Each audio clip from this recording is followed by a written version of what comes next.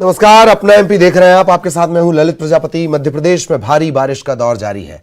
नर्मदापुरम में तवा डैम के गेट खोलने पड़े हैं। इटारसी में बारिश के चलते हालात खराब हो गए हैं। मौसम विभाग ने कई जिलों के लिए एक बार फिर अलर्ट जारी किया है। भारी बारिश, अति भारी बारिश, इसकी चेतावनी जारी की गई है। जबलपुर, नर्मदापुरम, उज्जैन, भोपाल, सागर, दमोह, उमरिया ऑरेंज और येलो अलर्ट इन सभी जगहों के लिए जारी किया गया है।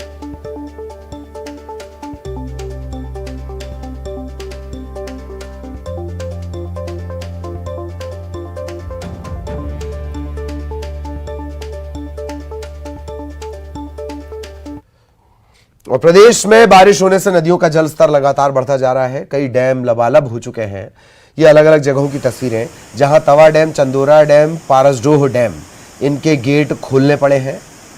इसके चलते निचले इलाकों में पानी भरने की आशंका जताई जा रही है। लिहाजा अलर्ट एहतियातन जारी कर दिया गया है। प्रशासन लोगों को निचले इलाकों से निकालने के लिए अलर्ट पर है।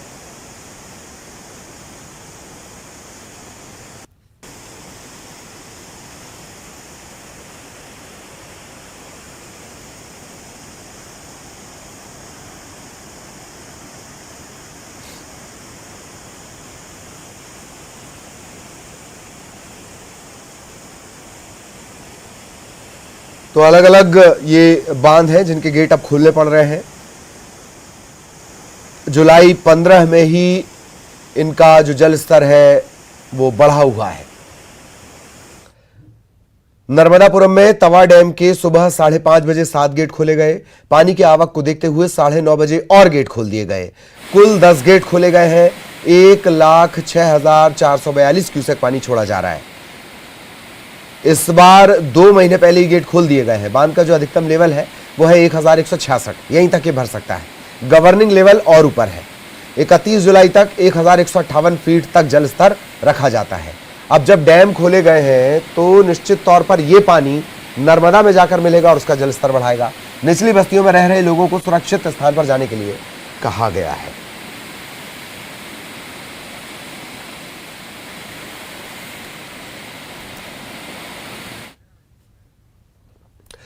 वहीं बैतूल के मुल्ताई के चंदोरा डैम के 7 गेट आधे फीट तक खोलने पड़े। इसके बाद नदी का जलस्तर बढ़ गया। आसपास के इलाकों में अलर्ट जारी किया गया है। सारनी, सतपुड़ा डैम से भी लगातार पानी छोड़ा जा रहा है।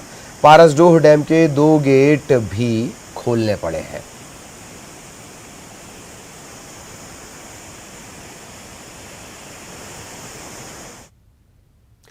बारिश के चलते रेल यातायात भी प्रभावित हुआ है। नर्मदापुरम में इटारसी आमला रेलखंड के बीच ट्रैक पर जलभराव हो गया है।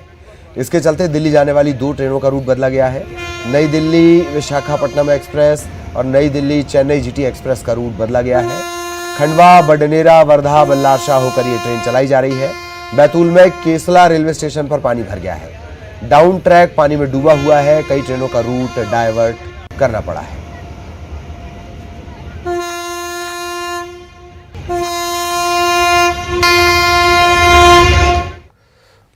खबर नर्मदापुरम से, जहां तेज बारिश की वजह से जनजीवन अस्त व्यस्त हो गया। बारिश से इटारसी जलमग्न हो गया। कई निचले इलाकों में पानी भर चुका है। घरों में पानी भर चुका है। मंदिर पानी में डूब चुके हैं। यहां कमर तक पानी सड़कों में भरा हुआ है। 2 दिन से लगातार मूसलाधार बारिश का सिलसिला चल रहा है और इसी के चलते अब हालात धीरे धीरे खराब हो रहे हैं। एसडीआरएफ की टीम मौके पर तैनात है। बाढ़ में फंसे लोगों का रेस्क्यू किया जा रहा है। इटारसी में पिछले 24 घंटे में 20 सेंटीमीटर वर्षा हुई है, जिस कारण से कई क्षेत्रों में जलभराव की स्थिति निर्मित हुई है। आज सुबह से ही प्रशासन पूरा वहाँ पे मुस्तैदी से लगा हुआ है लोगों को रेस्क्यू करने में। कई लोगों को रेस्क्यू करके जो कैंप संचालित किए गए हैं उसमें शिफ्ट किया गया है। तवा डैम का जो गवर्निंग लेवल है उस गवर्निंग लेवल से ऊपर पानी गया है। इस कारण से सुबह 5:30 बजे तवा डैम के गेट खोले गए थे। अभी भी 10 गेट डैम के खुले हुए हैं, जिसका पानी नर्मदापुरम शहर पे आएगा, जिस पे कि सेठानी घाट पे करीब 5-6 फीट पानी बढ़ने की आशंका है, जिस कारण से सभी घाटों पर सतर्क जारी किया गया है और लोगों के स्नान करने पर रोक लगाई गई है। जो लो लाइंग एरियाज़ हैं उसमें जब भी पानी छोड़ा जाता है हम लोग मुनादी करते हैं और जहाँ जहाँ पर ऐसा लगता है कि पानी भराएगा वहाँ पर पहले से लोगों को इवैक्यूएट और रेस्क्यू करने की कार्रवाई की जाती है, जो हम लोग पूरा करेंगे। इधर मध्य प्रदेश में बारिश का दौर लगातार जारी है और उसके साथ ही जारी है लापरवाही की 3 अलग अलग तस्वीरें आपको दिखाते हैं। पहली तस्वीर खरगोन की। बारिश की वजह से कुंदा उफान पर है, युवा अपनी जान जोखिम में डालकर सेल्फी ले रहे हैं। लोग पुलिया पर पानी होने के बावजूद इसे पार कर रहे हैं। एक और तस्वीर, दूसरी तस्वीर बैतूल के आरोल की।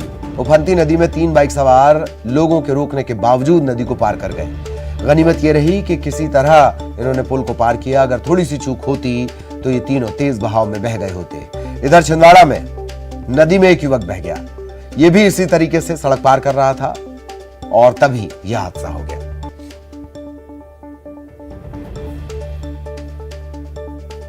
शैलेंद्र कौरव हमारे सहयोगी नर्मदापुरम से इस वक्त हमारे साथ जुड़े हुए हैं। शैलेंद्र के पास आपको लिए चलेंगे।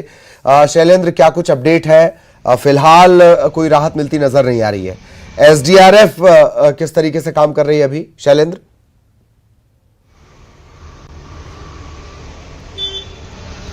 जी ललित, यदि नर्मदापुरम की बात की जाए तो बीते 2 दिनों से जो मूसलाधार बारिश का सिलसिला शुरू हुआ था वो लगातार जारी रहा और इस दौरान इटारसी के तकरीबन 1 दर्जन जो लो लाइन एरिया के क्षेत्र हैं उनमें पानी भरा गया था। लोगों के घरों में पानी भरा गया था। प्रशासन ने वहां पर त्वरित कार्रवाई करते हुए एसडीआरएफ, होमगार्ड और क्यूआरटी क्विक रिस्पांस टीम तैनात की है। 2 क्यूआरटी की टीमें तैनात की गई हैं। 45 परिवारों का रेस्क्यू किया गया है।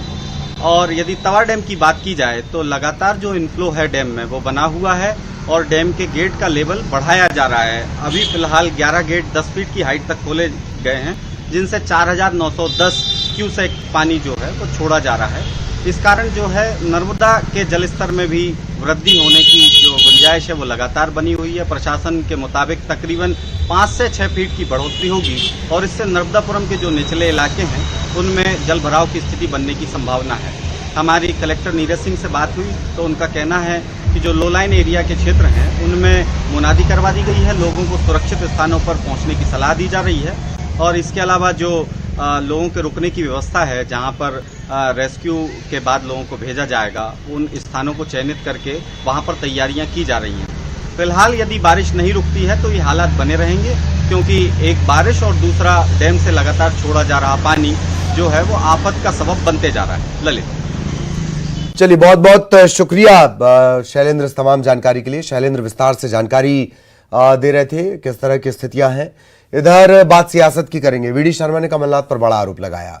उन्होंने कहा कि पंचायत और निकाय चुनाव में कमलनाथ छिंदवाड़ा में खरीद फरोख्त में जुटे हैं।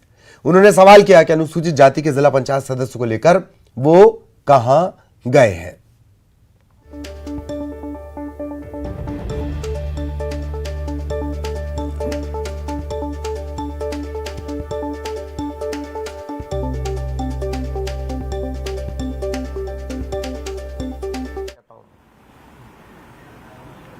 मैं भी और तथ्य में जाऊंगा। थोड़ा भी मुझे प्रारंभिक सूचना मिली है, तथ्य में भी जाऊंगा और जाने के बाद करेंगे। कमलनाथ जी, एक हमारे जिला पंचायत के सदस्य को छिंदवाड़ा से कहां लेके गए आप? इसका जवाब दीजिए आप। जो अनुसूचित जाति का भाई जिसको आप यहां से दिल्ली और कहां लेके गए हैं, आप क्या करने वाले हैं छिंदवाड़ा के अंदर? यही केवल गुंडिज्म, यही केवल अपराधीकरण, यही केवल उठापटक, यही आपकी राजनीति की धारा है, केवल इतनी। मैं तो उसके बारे में भी गंभीरता से ले रहा हूं। अभी इस पर बात नहीं करूंगा। मैं एकदम अभी मैं गहराई में जाऊंगा तथ्यों में। मुझे जो प्रारंभिक जानकारी मिली है वो बोल रहा हूं। तो ये और अगर इसमें गंभीरता पाई गई तो इस पर हम कड़ा निर्णय करेंगे। और इस वक्त नरोत्तम मिश्रा चर्चा कर रहे हैं, सुनवाते हैं आपको। तो पहले के ऐसे 1500 बेड का लाभ अस्पताल ग्वालियर को मिला है। दोनों चरण उसकी पूर्णता की ओर हैं। सिकल सेल एनीमिया के लिए भी आज नवीन योजना को कैबिनेट के द्वारा मंजूरी दी गई है और इसकी राशि को भी कैबिनेट के द्वारा मंजूर दी गई है। हमारे राजस्व बेगांव ग्राम भातखेड़ी जिला ग्वालियर के कुल रकबा 4915 का निवर्तन किया जाने के लिए इसके रिजर्व मूल्य 6.13 को निर्धारित किया गया था। साधिकार समिति के द्वारा निविदाकारों को निविदा प्रक्रिया में भाग लिया। अब यह राशि 7,17,03,58 रुपये होगी। मंत्रिमंडल की सहमति से इसकी अनुशंसा की गई है। इसी तरह से राजस्व विभाग खादी ग्रामोद्योग राव की इंदौर की भूमि है 310 वर्ग मीटर। इसकी भी परिसंपत्ति विभाग के द्वारा आज किया गया और इसकी राशि 0.20 निर्धारित हुई थी, करोड़ निर्धारित हुई थी, जो राशि लगभग 20 गुना ज्यादा 3,81,00,000 इसमें प्राप्त हुई है।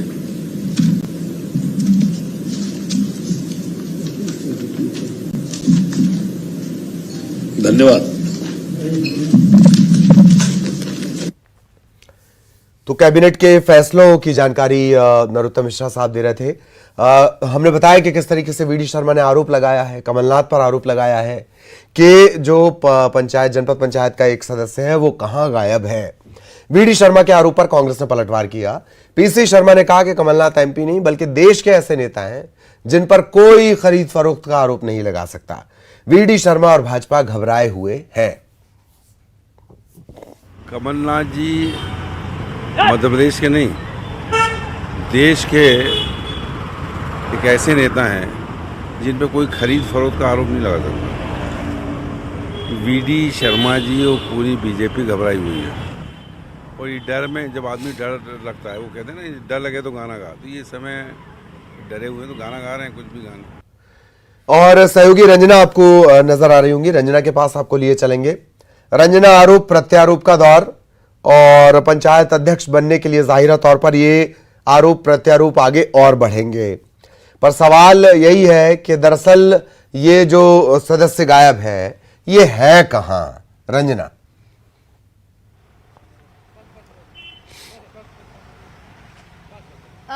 जी ललित, बिल्कुल पंचायत चुनाव और जो नगरीय निकाय चुनाव है उसके परिणाम आने हैं और पंचायत चुनाव के परिणाम तो लगभग आ चुके हैं, लेकिन जो नगरीय निकाय चुनाव है उनके परिणाम आने हैं। लेकिन इस सब को लेकर जो आरोप प्रत्यारोप का दौर है पार्टियों की तरफ से वो लगातार शुरू हो गया है।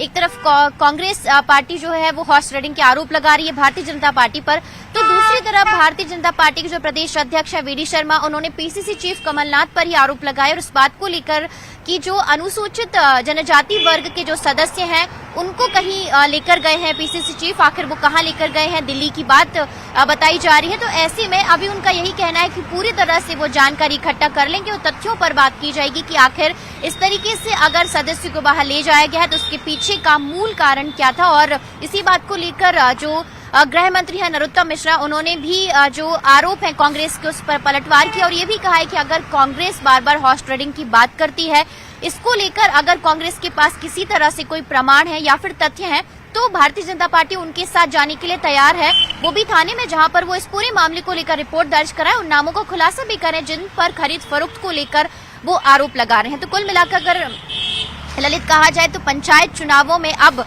जो जनपद पंचायत अध्यक्ष हैं, जिला पंचायत अध्यक्ष हैं, उनका चुनाव होना है और उसको लेकर ही अगर कहा जाए तो एक तरह से जो बार पलटवार है, जो आरोप प्रत्यारोप का दौर है, एक तरह से शुरू हो गया, क्योंकि कांग्रेस एक तरफ से दावा कर रही है कि उनकी पार्टी के ज्यादा प्रत्याशी जीते हैं और ऐसे में उन पर नगरीय निकाय चुनाव में उनकी ही पार्टी के जो प्रत्याशी जीतेंगे। हालांकि अभी अगर पंचायत चुनाव की बात कर ली जाए तो ये विमुक्त पार्टी चुनाव चिन्ह पर ही ये जो चुनाव होते हैं, इसको लेकर अब असली जो आरोप प्रत्यारोप का दौर है ललित, वो जनपद पंचायत अध्यक्ष और जिला पंचायत अध्यक्षों के चुनाव को लेकर किया जा रहा है। हालांकि अभी जिस तरीके से बात कही जा रही है, बीडी शर्मा का यही कहना था कि अभी ये बात सामने आई है कि कमलनाथ अनुसूचित जाति वर्ग के जो सदस्य हैं उनको दिल्ली लेकर गए और इस पूरे मामले को लेकर कई और बड़े खुलासे होंगे जो कि जल्द से जल्द करे जाएंगे, लेकिन बात तथ्यों और प्रमाण के साथ होगी। ललित, बिल्कुल बिल्कुल, बहुत बहुत शुक्रिया आपका रंजना इस तमाम जानकारी के लिए। सहयोगी रंजना विस्तार से जानकारी दे रही हैं। इधर पंचायत और निकाय चुनाव को लेकर नगरीय प्रशासन मंत्री भूपेंद्र सिंह ने बीजेपी की जीत का दावा किया। उन्होंने कहा कि सभी जगह पर बीजेपी को अच्छी सफलता मिलने का अनुमान है। चाहे पंचायतों में हो चाहे नगरीय निकायों में हो, सभी जगह भारतीय जनता पार्टी को अच्छे सफलता का अनुमान है और अभी तक जो परिणाम आया है उसमें भी सभी में भारतीय जनता पार्टी आई है। चाहे हमारे जो भी नगरीय निकाय में निर्विरोध वार्ड हुए हैं, 109 वार्ड, वो सभी भाजपा के हुए हैं और 17 और 20 को जो परिणाम आएंगे उसमें भी सभी जगह भाजपा का बहुमत आएगा, ऐसी संभावना है। और पंचायतों में तो लगभग 80-90% लोग बीजेपी के जीत के आए हैं, तो सभी जगह भारतीय जनता पार्टी को लोगों ने समर्थन किया है। और बड़ी खबर सीहोर से, प्रदेश सचिव और वरिष्ठ कांग्रेस नेता शमीम अहमद ने इस्तीफा दे दिया है। पीसीसी चीफ कमलनाथ को उन्होंने इस्तीफा भेजा है। निकाय चुनाव और पंचायत चुनाव में टिकट वितरण में वरिष्ठ नेताओं की उपेक्षा और ऐसे कई आरोप उन्होंने लगाए हैं।